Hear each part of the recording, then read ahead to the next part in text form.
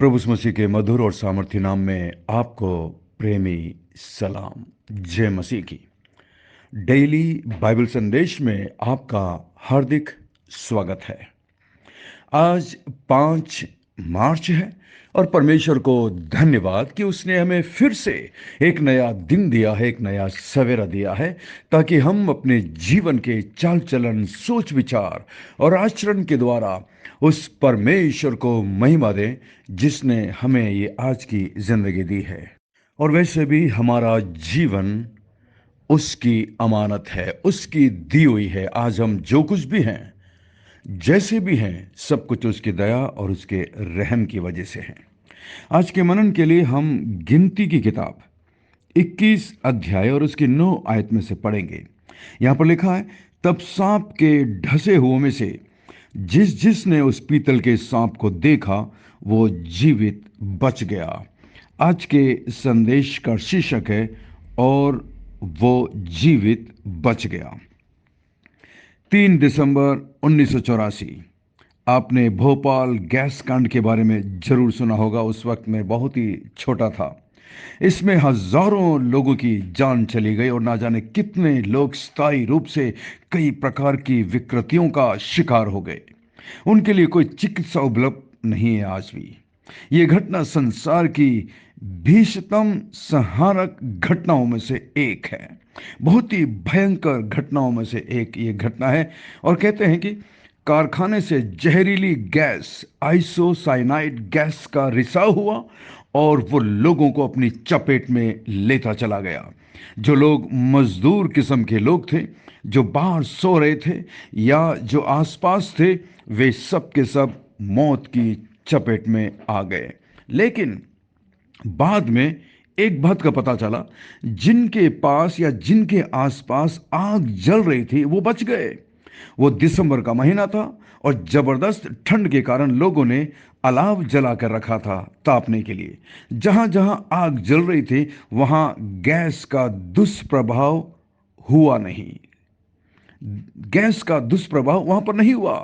और उसके वैज्ञानिक कारण यह था कि आइसोसाइनाइड गैस भारी होती है और एक जगह पर बैठ जाती है, लेकिन आग की गर्मी के कारण वो गर्मी के आसपास या आग के आसपास टिक नहीं पाती और वो हल्की होने के कारण, गर्म होने के कारण आग की वजह से ऊपर उड़ जाती है। इसलिए उसका असर लोगों में कम पड़ा। जो लोग झोपड़ियों में सो रहे थे वो ज्यादातर गरीब लोग थे, मजदूर प्रकार के लोग थे। पहला तिसलोनिकियों 5 और उसकी 19 में लिखा है, पवित्र आत्मा को ना बुझाओ। पवित्र आत्मा एक आग है। इसीलिए यहां पर हम देखते हैं इस कहानी में वे लोग बच गए जहां पर आग जल रही थी। बाइबल कहती है, लेवी व्यवस्था 6 और उसकी 12-13 में, वेदी पर आग हमेशा जलती रहे और कभी बुझने ना पाए। प्रभु यीशु मसीह ने हमें भी पवित्र आत्मा के रूप में अग्नि दी है। पवित्र आत्मा का एक रूप है आग या अग्नि। कितना आवश्यक है कि हम सदा इस अग्नि को, इस आग को अपने अंदर जलाए रखें और कभी भी इसे बुझने ना दें। दुष्ट आत्मा, जादू टोना, अंधकार की शक्ति और कई प्रकार की जहरीली गैसें हमारी और हमें नाश करने के लिए बढ़ती हैं। हमारे चारों तरफ हमारा घेराव करती है, हमें घिराने और हमें नाश करने की कोशिश करती है। परंतु यदि पवित्र आत्मा की अग्नि हमारे अंदर जल रही है तो इन सारी बुरी बलाओं का हम पर कोई असर नहीं होने वाला, क्योंकि वचन कहता है, वेदी पर आग निरंतर जलती रहे। वेदी कहां है? कहां है वेदी आज? ये एक बहुत ही गहरी बात है। तुम्हारा शरीर पवित्र आत्मा का मंदिर है। पहला कुरिन्थियों 6 और उसकी 19 में पौलुस कुरिन्थ के विश्वासियों को लिखते हुए कहता, क्या तुम नहीं जानते कि तुम्हारा शरीर पवित्र आत्मा का मंदिर है? इसलिए प्रिय विश्वासियों, स्मरण रखिए कि यदि शरीर पवित्र आत्मा का मंदिर है तो हमारा हृदय वेदी है। आइए हृदय में पवित्र आत्मा की आग को निरंतर जलने दें। इसलिए पौलुस कुरिन्थ के विश्वासियों को ये सुझाव नहीं दे रहा, बल्कि वो एक आज्ञा दे रहा है. It's not just a suggestion, it's a command for all of us as a Christian. Do not quench the Holy Spirit of God. परमेश्वर की पवित्र आत्मा को ना बुझाओ. मैं देख सकता हूं बहुत सारे ऐसे लोग हैं जिन्होंने पवित्र आत्मा की आग को बुझा दिया है अपने पापमय जीवन के द्वारा, परमेश्वर के प्रति अनाज्ञाकारिता के द्वारा, परमेश्वर के वचन के प्रति लापरवाही के द्वारा, प्रार्थना के जीवन को कम करने के द्वारा, कलीसिया के महत्व को अपने जीवन से दूर करने की वजह से पवित्र आत्मा की आग उनके अंदर बुझ गई है, ठंडी पड़ गई है. आपने ध्यान दिया होगा, जब सर्दियों के मौसम में हम जब चारों तरफ आग जलाकर बैठते हैं, बीच में आग जलती है और हम सबको बड़ा अच्छा लगता है क्योंकि उससे हमें बड़ी गर्माहट मिलती है. परंतु जरा सोचिए, एक व्यक्ति आकर बाल्टी भरकर उस आग में पानी डाल दे तो क्या होगा? आग बुझ जाती है. उसमें से फिर कोई आग या गर्माहट या तपन, ऊर्जा नहीं आएगी और हम सर्दी में सुकड़ेंगे. उसी तरीके से हमारा आत्मिक जीवन भी है. परमेश्वर ने हमें उद्धार देने के बाद जब हम यीशु मसीह के बलिदान पर विश्वास करते हैं, अपने पापों की क्षमा उससे मांगते हैं और यीशु को प्रभु और उद्धारकर्ता करके अपने जीवन में अंगीकार करते हैं, तो परमेश्वर हमें अपने पापों से शुद्ध करता है, हमें अपने पापों से क्षमा करता है, हमें नया मन देता है और हमें अपनी पवित्र आत्मा को देता है. पवित्र आत्मा का मुख्य उद्देश्य यह है कि वो हमें पवित्र जीवन जीने में मदद करे. पवित्र आत्मा हमें अंदर से कचोटता है. जब भी हम गलत कदम उठाते हैं, उद्धार पाने के बाद जब भी हम गलत मार्ग लेते हैं, पवित्र आत्मा हमें अंदर से कचोटता है. पवित्र आत्मा हमें अंदर से चोट पहुंचाता है. पवित्र आत्मा अंदर से व्याकुल होता है. पवित्र आत्मा अंदर से परेशान होता है, हमें बेचैन कर देता है. और इसलिए विश्वासी पश्चाताप करके मन फिरा के वापस लौटता है.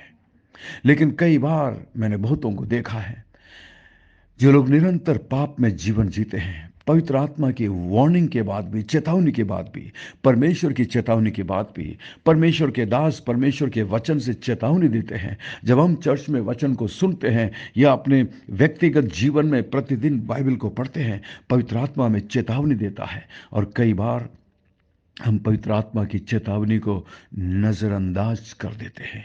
और जब हम पवित्र आत्मा की आवाज़ को नज़रअंदाज करते हैं, हम पवित्र आत्मा को शोकित कर देते हैं. और जब हम बहुत ज़्यादा समय तक पवित्र आत्मा को शोकित करते हैं, तो पवित्र आत्मा की आग को हम धीरे धीरे बुझा देते हैं. और एक बार यदि पवित्र आत्मा की आग हमारे अंदर से बुझ जाए, then I don't think there is any other way for us to come back to God. फिर मैं नहीं सोचता हूँ कोई दूसरा प्रकार हो सकता है कि वो वापस लौट करके आए. क्योंकि आग को बुझ जाने के बाद आप उसमें कितना भी फूंक मार लो, कितना भी उस पर हवा चला लो, वो दोबारा जल नहीं सकती जब तक कि परमेश्वर कोई विशेष आश्चर्य कर्म ना कर दे. इसलिए प्रियो, अपने आत्मिक जीवन पर ध्यान दीजिए. आपके अंदर परमेश्वर की पवित्र आत्मा है. पवित्र आत्मा की आवाज को प्रतिदिन सुनिए, उसकी मानिए और पवित्र आत्मा को शोकित मत करिए, दुखी मत करिए. पवित्र आत्मा को खुश करने का सबसे उत्तम तरीका है प्रतिदिन पवित्र आत्मा से भरते जाइए. दाखरस से मतवाले ना बनो, परंतु पवित्र आत्मा से भरते जाओ. मतलब प्रतिदिन अपने आप को पवित्र आत्मा के हवाले कर दीजिए. प्रतिदिन प्रार्थना करिए, पवित्र आत्मा आज आप मुझे चलाइए, आज आप मुझे गाइड करिए, आज आप मुझे हर प्रकार की बुराइयों से बचाइए, मुझे कायल करिए, कन्विक्ट करिए. और आप पवित्र आत्मा की आवाज़ को सुनकर आज्ञा पालन करिए. परमेश्वर ऐसा करने में आपकी, मेरी, हम सब की मदद करे. आइए हम प्रार्थना करें. जब मैं प्रार्थना करता हूं, आप भी अपनी जगह पर अपने सिरों को झुकाकर मेरे साथ प्रार्थना में शामिल होवे और आप भी अपने मन में प्रार्थना करें. स्वर्ग में विराजमान जीवित और जिंदा परमेश्वर, अनुग्रहकारी दयालु पिता, विलंब से कोप करने वाले अति करुणामय परमेश्वर, धन्यवाद, धन्यवाद, धन्यवाद आपके पवित्र वचन के लिए। हमें क्षमा करना, हमें माफ करना प्रभु, जब हमने पवित्र आत्मा को शोकित किया, जब हमने पवित्र आत्मा की आग को बुझाने की कोशिश की। हमें क्षमा कर, हमें माफ कर प्रभु, हमें क्षमा कर। इस वक्त मेरे साथ मेरे जितने भी भाई बहन प्रार्थना कर रहे हैं, मेरी आंटी जी, मेरे छोटे भाई बहन जो मेरे साथ प्रार्थना कर रहे हैं, प्रभु आप इनमें से प्रत्येक की प्रार्थना की ओर कान लगाइए, इनकी प्रार्थना को सुनकर जवाब दीजिए प्रभु। यदि ऐसा कोई व्यक्ति है जो इस वक्त अपने पापों की क्षमा मांग रहा है, तो आप अपने बेटे यीशु के लहू से एक बार फिर से उन्हें धोकर शुद्ध करिए, क्षमा करिए और माफ करिए प्रभु। मैं प्रार्थना करता हूं मेरे भाई मेरी बहन इस वक्त जिस किसी चीज के लिए आपसे प्रार्थना कर रहे हैं प्रभु, आप उनकी प्रार्थना को सुनकर जवाब दीजिए। शायद कोई इस वक्त अपनी बीमारी के लिए प्रार्थना कर रहा है, काफी दिनों से वो दवाई ले रहे हैं, काफी समय से परेशान है, कई डॉक्टर्स को दिखा लिया लेकिन कोई आराम नहीं है प्रभु। लेकिन आप डॉक्टरों के डॉक्टर हैं, आप अपने हाथों को बढ़ाकर इसी वक्त उन्हें छू लीजिए, चंगाई दीजिए, चमत्कार करिए, आश्चर्य कर्म करिए, क्योंकि आप चंगा करने वाले परमेश्वर हैं प्रभु।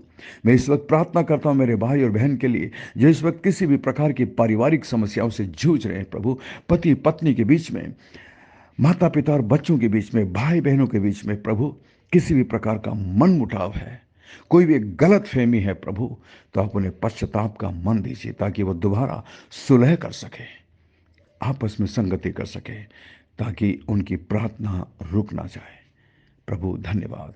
इस बाइबल संदेश ग्रुप में मैं उन सब के लिए प्रार्थना करता हूं प्रभु जो हमारी बाइबल संदेश की सेवकाई के लिए प्रार्थना करते हैं, हमें इनकरेज करते हैं, हमें सपोर्ट करते हैं, मदद करते हैं प्रभु जी। प्रत्येक पर अपनी आशीष उंडेलिए, अपने प्रतिज्ञा अनुसार प्रभु जी आसमान के झरोखे खोलकर उन पर अपरंपार आशीषों की वर्षा करिए। मैं विशेष प्रार्थना करता हूं प्रभु जो लोग बीमारी में हैं, दुख में हैं, मैं प्रार्थना करता हूं सिस्टर रोजलिन के लिए प्रभु जी, उन पर अनुग्रह और दया करना।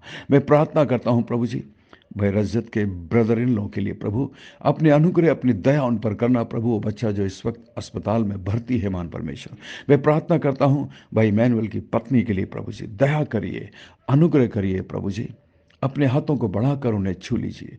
मैं प्रार्थना करता हूं भाई जेम्स के लिए प्रभु जी, जो भी शारीरिक कमजोरी और तकलीफ है प्रभु, आप उन पर अनुग्रह और दया करना मान परमेश्वर। मैं प्रार्थना करता हूं हमारे बाबा के लिए प्रभु जी, इस उम्र में भी आपके प्रति जो जोश और जो समर्पण उनके अंदर है प्रभु जी, सच में हम सब के लिए एक प्रेरणा है। उन्हें आशीष देना, अपने फंग को तरह सुरक्षित रखना। मैं प्रार्थना करता हूं मेरे चर्च के प्रत्येक विश्वासी के लिए, छोटे से लेकर बड़े तक के लिए प्रभु, प्रत्येक पर अनुग्रह और दया करना मान परमेश्वर। विशेषकर जो नए लोग हमारे चर्च में आ रहे हैं, जिन्होंने प्रभु जी आपके संदेश को सुना, सुसमाचार को सुना है, ग्रहण किया है, महान परमेश्वर आप अपनी पवित्र आत्मा के द्वारा उनकी मदद करिए ताकि वो अपने उद्धार में, ज्ञान में, आपके अनुग्रह में निरंतर बढ़ते जाएं। धन्यवाद, धन्यवाद। हमारी विनती प्रार्थना को सुनकर जवाब देने के लिए धन्यवाद। सब कुछ यीशु मसीह के मीठे महापवित्र नाम से मांगते हैं, आमीन, आमीन। बहुत बहुत धन्यवाद हमारे साथ बने रहने के लिए। मैं आशा करता हूं आज के संदेश के द्वारा परमेश्वर ने आपके दिलों से बातचीत की है। यदि आप आशीषित हुए हैं तो हमें जरूर कमेंट्स में बताइएगा, और यदि कोई संदेह या सवाल है तो हमें जरूर लिख भेजिएगा। यदि आप ये संदेश पहली बार सुन रहे हैं तो आप हमारे व्हाट्सएप ग्रुप में शामिल हो सकते हैं। हमारा नंबर है 9927464924। Pastor Mani Thomas, Emmanuel Believers Church, Agra. हम आपसे प्रेम करते हैं, आपके लिए प्रार्थना करते हैं, आपकी परवाह करते हैं। हमारे लिए भी प्रार्थना करते रहिएगा। अंत में सवाल है, आज के इस संदेश के द्वारा पवित्र आत्मा ने आपको क्या बात सिखाई है? Just let us know one thing that the Spirit of God has talked to you and you have learned one thing through today's devotion. God bless you. We love you. Have a great day. अपना ख्याल रखिएगा. Take care.